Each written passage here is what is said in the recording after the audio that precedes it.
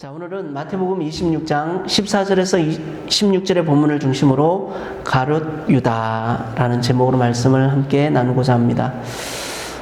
오늘 우리는요, 예수님의 12 제자 중에 꼭 빠질 수 없는 한 사람을 조명해 보고자 합니다. 그 이름은 가룟 유다입니다. 사실 이 가룟 유다라는 이름이 그렇게 썩 좋은 인상을 주는 이름은 아닙니다. 이 유다라는 이름의 뜻은 참 좋아요. 이 유다의 이름의 뜻은 찬송한다 또는 여호와를 찬양한다, 이런 뜻의 긍정적이고 또 굉장히 경건한 의미를 가진 이름입니다.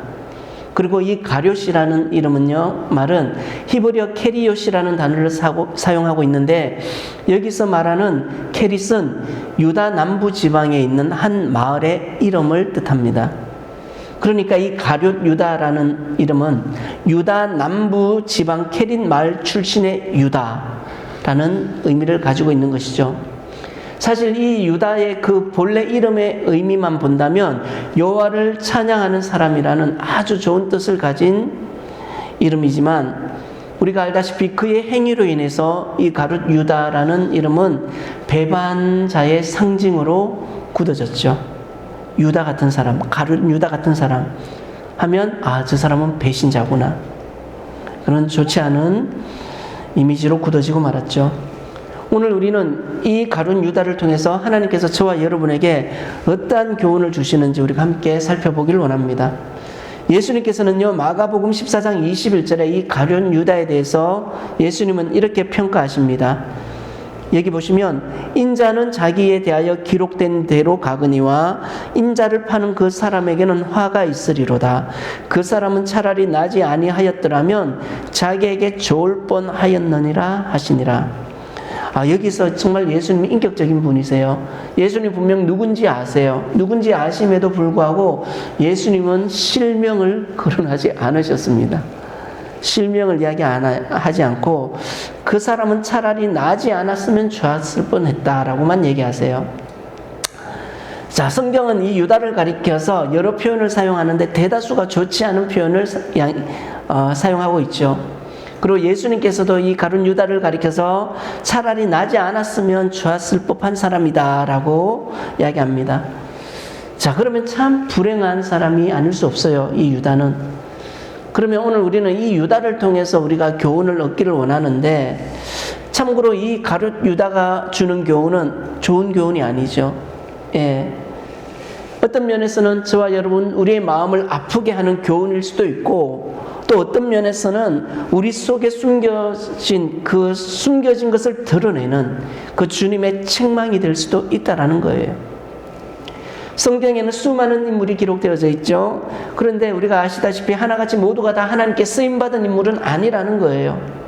하나님께 쓰임받지 못한 인물들도 많이 기록되어져 있는데, 성경은 왜 그들을 기록하였는가? 우리가 이렇게 질문한다면, 성경은 이렇게 하나님께 쓰임받지 못한 사람들의 삶 또는 그들의 신앙을 우리 인생의 반면교사로 삼아가지고 그들의 전철을 따르지 말라는 교훈을 주고 있다는 거죠.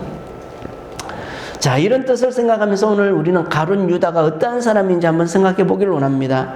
자, 가룟 유다는 어떤 사람인가? 첫 번째, 그는 돈을 사랑하다가 망한 사람이 이 가룟 유다라는 거예요. 그는 돈을 사랑하다가 돈과 함께 망한 사람이죠. 복음서에 보시면 이 가룟 유다라는 이름이 나올 때마다 하나같이 등장하는 단어가 하나가 있는데, 그 단어는 바로 돈이라는 거예요. 여러분, 이 가룟 유다는 제자들 가운데 특별히 회계를 맡았던 사람으로 알려져 있습니다. 왜 그가 회계를 맡았느냐? 즉, 그는 계산이 굉장히 빨랐다라는 것을 알 수 있어요.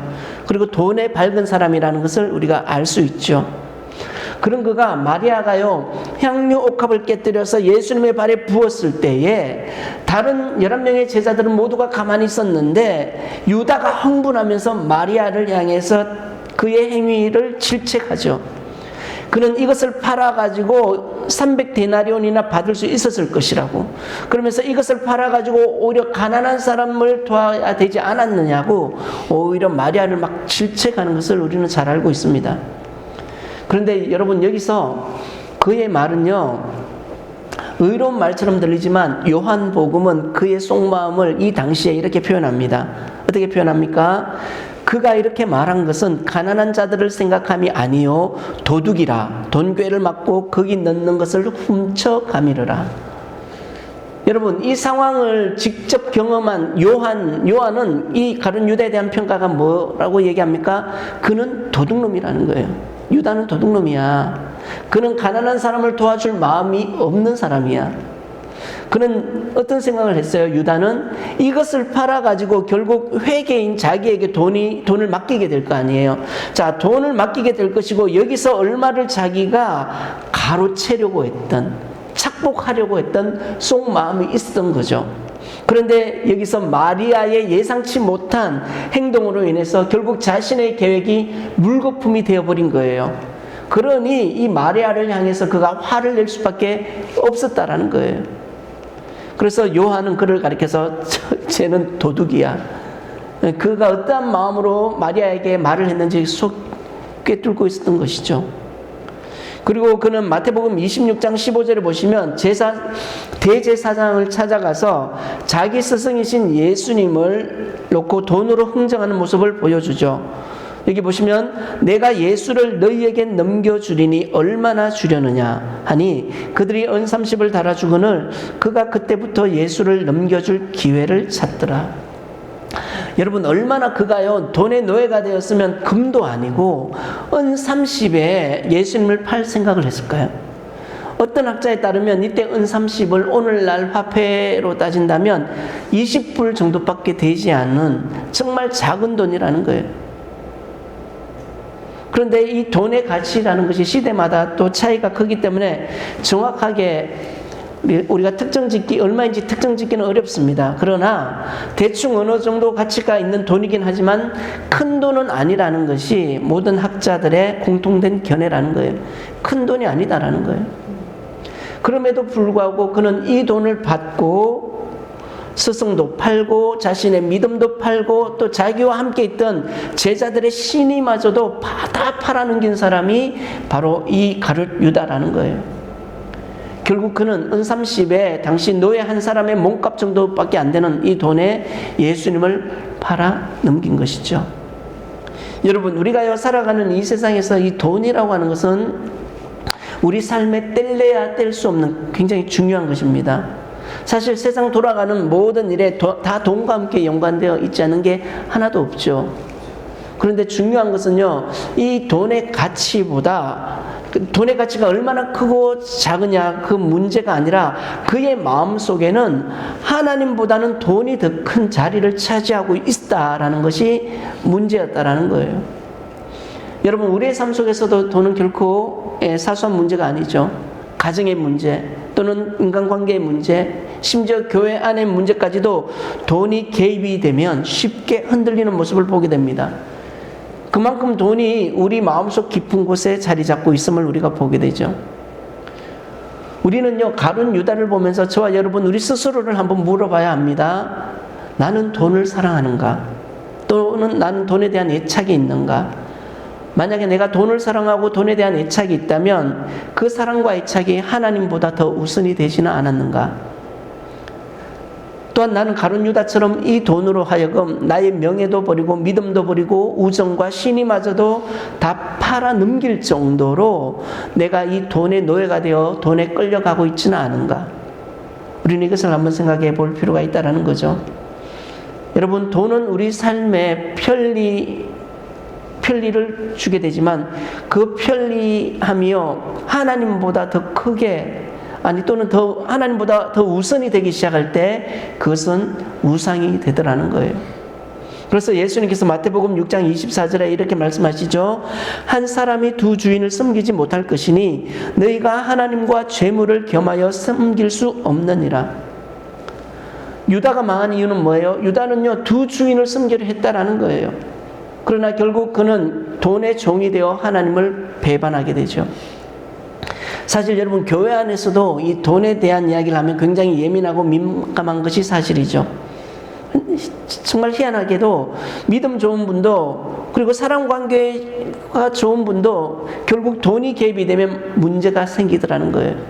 왜 그럴까요? 돈이 그만큼 우리 마음에 또는 우리 생활에 굉장히 밀착이 되었다라는 것을 우리가 알 수 있다라는 거죠. 우리가 지난 시간에 마리아가 예수님과 다른 제자들에 비해서 다른 하나의 큰 특징이 있다면 마리아는 굉장히 예수님에게 밀착이 되어 있던 사람이었어요. 밀착. 그런데 오늘 우리는요, 알게 모르게 예수님보다는 돈과 굉장히 밀착되어 있다라는 사실을 우리가 또 발견하게 되죠. 예. 특별히 우리나라처럼 여러분 돈이 있으면 정말 편하고 살기 좋은 나라가 없죠. 돈이 없어 문제지 돈만 있어 보세요, 여러분. 웬만한 모든 인프라가 다 갖추어져 있는 나라가 우리나라잖아요. 그래서 정말 살기 편하죠. 그래서 외국 사람들이 많이 몰려옵니다.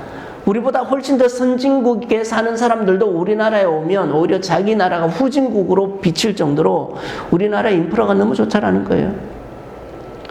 이처럼 돈만 있으면 우리의 욕구를 채워주고 문제 해결이 안 되는 것이 거의 없다라고 할 정도의 세상을 우리가 살아가면서도 우리도 모르게 무의식 중에 돈을 하나님처럼 생각하는 조금 그런 마음들이 생기더라는 거예요.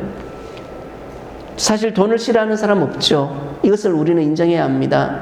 좋아하는 것이 나쁜 것은 아닙니다. 그런데 문제는 지나치면 그것만큼 불행한 일이 없다는 것을 오늘 우리는 가룟 유다를 통해서 배우게 되더라는 거죠.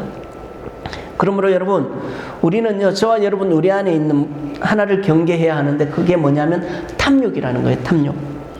우리가 식탁에서 밥을 먹습니다. 그럼 밥을 먹으면 우리가 어느 정도 먹으면 배가 불러서 더 이상 음식이 넘어가지 않아요. 아무리 주위에서 더 먹어 말을 해도 우리 스스로 그것을 굉장히 거부하죠. 왜요? 우리가 과식하게 되면 몸에 문제가 생기잖아요. 예, 배가 아파요. 이게 정상이에요. 그런데 여러분, 우리가 돈에 대한 애착을 가지게 되면 우리가 돈을 먹는 배가 있다고 생각해 봅시다. 돈을 먹는 배. 이 돈 배는요, 아무리 먹어도 배고프다라고 얘기해요. 항상 배고프다라고 얘기해요. 그래서 이 돈배가 있으면 식탁에서 일어나는 법이 없어요. 계속해서 더 달라고 소리치는 것이 바로 이 돈배라는 거예요. 성경은 이 돈배를 가리켜서 탐욕이다 또는 욕심이다 라고 말하죠. 여러분, 돈에 대한 탐욕과 욕심이 있으면 결국 망할 수밖에 없다. 이것을 오늘 가룟 유다를 통해서 보여주고 있습니다. 돈에 대한 집착 또는 돈에 대한 욕심 때문에 망한 인생이 되었죠. 성경에 이런 사람들 되게 많아요.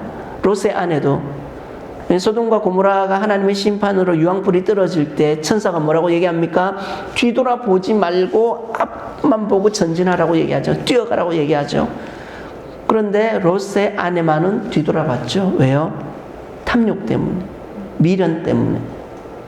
내가 저곳에 내가 그동안 쌓아둔 그 모든 것들이 있는데 그게 하루아침에 하나님의 심판으로 사라지니 거기에 대한 미련이 있어서 뒤돌아볼 수밖에 없었던 것이죠. 뒤돌아보니 결국 소금 기둥이 되었고, 소금 기둥이 된 그녀는 한 발자국도 앞으로 나아갈 수 없는 사람이 되어버렸다는 거예요. 우리 역시 예외는 아니죠. 우리 안에 이러한 욕망이 있으면 결국 우리 삶이 힘들어지고 그 힘듦으로 인해서 우리는 한 발자국도 앞으로 나아갈 수 없는 상태가 되더라는 거예요. 뿐만 아니라 영혼이 파괴되기도 하죠. 가룟 유다는 돈으로 인해서 그의 육신뿐만 아니라 그의 영혼이 완전히 파괴되고 말았습니다.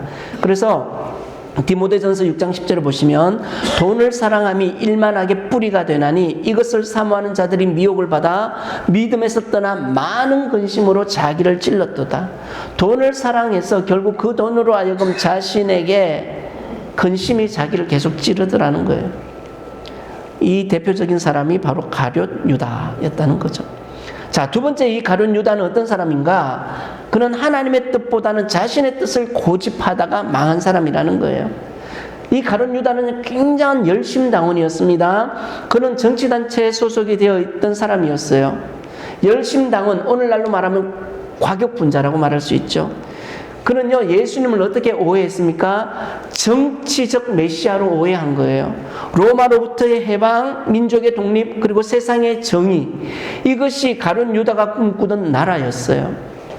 그래서 그 당시에 그는 식민지로 있던 이 유대 나라를 로마에서부터 해방시키기 위해서 수단과 방법을 가리지 않으려고 아주 생명 걸고 투쟁하는 사람들의 모임인 그 열심당원에 속해 있었던 사람이에요. 이 열심당원이었던 유다가 어떻게 예수님의 제자가 되었는지는 의문이죠. 왜? 성경이 말하지 않으니까. 그래도 유다는요, 아무래도 예수님의 능력을 보고, 그리고 그가 무력으로 이 나라를 완전히 해방시켜 줄 것을 그가 기대했던 것 같아요. 하지만 흘러가는 분위기는 어때요? 자신의 생각하고는 전혀 다르게 흘러가요. 그래서 그가 할 수 있었던 일은 뭐예요? 정치 노선을 갈아타는 거죠. 예. 여러분, 예수님은요, 사역 기간 내내 그가 어떤 이야기를 했습니까? 내 나라는 이 세상에 속한 것이 아니다. 내 나라는 무력을 사용해서 로마에서 해방시켜서 세우는 나라가 아니다. 라고 이야기합니다. 그리고 항상 가르치셨어요. 내 나라는 이 세상에 속한 나라가 아니야. 요한복음 19장 36절에. 이렇게 말씀하셨습니다. 그러니 유다 입장에서는 굉장히 혼란스럽죠. 자신이 기대한 방향과 예수님의 가르침과 사역의 방향이 전혀 달랐기 때문에 결국 그가 할 수 있었던 선택은 뭐예요? 스승을 떠나는 거죠. 스승을 배반하고 세상의 방식으로 자신의 뜻을 이루려고 했다라는 거예요. 이 생각이 또는 이 마음이 그를 비극으로 이끌었다라는 거예요. 여러분, 정상적인 사고로 예수님의 제자가 될 정도면, 이 정도 왔으면 그냥 회개하고 자기 뜻을 포기하고 주님을 따르는 것이 정상이에요. 우리는 또 그렇게 알고 있고, 또 우리는 그렇게 배웠고 그렇게 믿어요. 이게 정상적인 사고입니다. 하지만 가룟 유다는 그렇게 하지 않았어요. 끝까지 자신의 고집과 뜻을 꺾지 않다가 결국 돌이킬 수 없는 파멸의 길로 들어간 사람이 되고 말았던 것이죠. 오늘 우리도 마찬가지입니다. 우리는 종종 하나님의 뜻을 구한다고 말하면서도 실제로는 내 뜻을 이루기 위해 하나님을 이용할 때가 많이 있죠. 기도는 하지만 그 기도의 목적이 하나님의 뜻을 구하기 위한 것이 아니라 하나님을 내 뜻에 맞추기 위하는 기도를 할 때가 있다는 거예요. 여러분, 신앙의 위기는 여기서부터 시작된다는 거예요. 하나님의 뜻보다 내 뜻이 앞설 때 그 길은 반드시 파멸로 이끌어지더라는 거죠. 그래서 다윗이 하나님에게 굉장히 사랑받은 사람이고 더 나아가서 하나님의 마음을 시원케 한 자라고 그가 칭찬을 받았는데, 그 다윗이 잘한 것 중에 하나를 든다면 그는 항상 하나님 앞에 물었다라는 거예요. 하나님, 이게 뭐예요? 이렇게 해도 될까요? 저렇게 해도 될까요?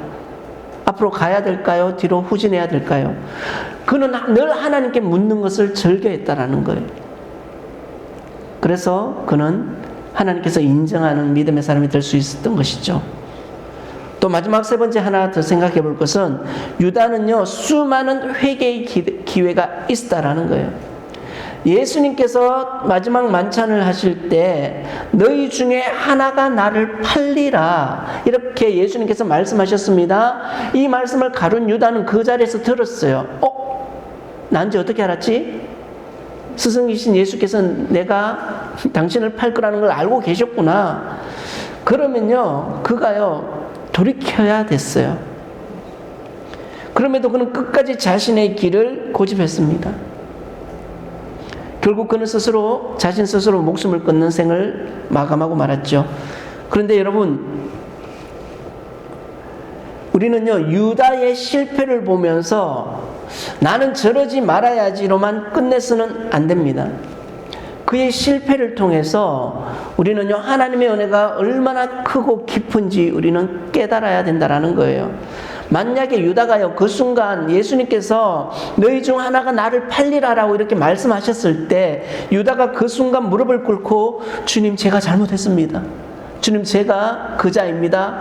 용서해 주세요. 그러면 그가 3년 동안 주님 따라다니면서 주님이 어떠한 말씀을 하시고 어떻게 하셨는지 그는 잘 알잖아요. 눈으로 봤잖아요. 그러면 그 즉시 주님께서 용서해 주셨을 거 아니에요. 회개했다면. 또는 베드로처럼 예수님께서 그를 다시 일으켜 세워 주셨을 것입니다. 우리가 잘 아시다시피 베드로도 예수님을 3번 부인했지만 그가 결국 회개했을 때 주님은 그를 회복시키셨죠. 그리고 위대한 사도로 하나님께서 베드로를 세워주셨죠. 가룟 유다 역시 그가 회개하고 주님께로 돌아만 왔다면 그 역시 위대한 사도 중에 한 사람이 될 수 있었을 것입니다. 그런데 유다는요, 그것을 선택하지 않았죠. 여러분, 우리도 유다처럼 실수할 때가 있습니다. 하나님보다 돈을 사랑하고 내 뜻을 앞세우며 또 하나님을 배신하는 마음을 우리가 품을 때가 있죠. 하지만 중요한 것은 뭐예요? 돌아가는 거예요. 돌아오는 거라는 겁니다. 회개의 문은 지금도 열려 있다라는 거죠. 오늘 바라기는 오늘 이 예배가 바로 그 회개의 자리 또는 회복의 자리가 되기를 주의 이름으로 축복합니다. 우리 모두가 주님 앞에 진심으로 엎드릴 때 주님은 다시 우리를요, 당신의 제자로 우리를 세워주실 거라는 거예요. 이제 말씀을 맺습니다. 여러분, 오늘 가룟 유다의 이야기는 단순한 비극의 기록이 아닙니다. 그의 삶은 우리로 하여금 하나님 앞에 우리 자신 스스로를 되돌아보게 하는 거울이라는 거예요. 유다처럼 돈의 마음을 빼앗기지 말고 또는 유다처럼 내 뜻을 고집하지 말고 또 유다처럼 유다가 놓친 그 회개의 기회를 우리는 붙잡아야 된다라는 거예요. 예수님은 지금도 우리에게 말씀합니다. 내가 너를 버리지 않는다. 내가 너를 버리지 아니하리라. 돌아오면 내가 너를 다시 세워주리라. 오늘 우리의 삶 속에서 주님보다 앞선 욕심 또는 고집이 있었다면 우리가 그것을 내려놓고 우리는 다시 주님께로 돌아가야 된다는 거죠. 그리할 때 하나님께서 우리의 마음을 새롭게 하시고 또 우리의 삶을 다시금 복음의 자리로 회복시켜 주실 것입니다. 주님, 내 안에 가룟 유다를 십자가 앞에 내려놓습니다. 우리 안에 있는 가룟 유다를 십자가 앞에 내려놓습니다. 그리고 다시 주님만 사랑하고 다시 주님의 뜻만 따르겠습니다. 이러한 고백이 늘 우리의 신앙생활 가운데 흘러넘치는 저와 여러분 되시기를 주의 이름으로 축복합니다. 기도하겠습니다.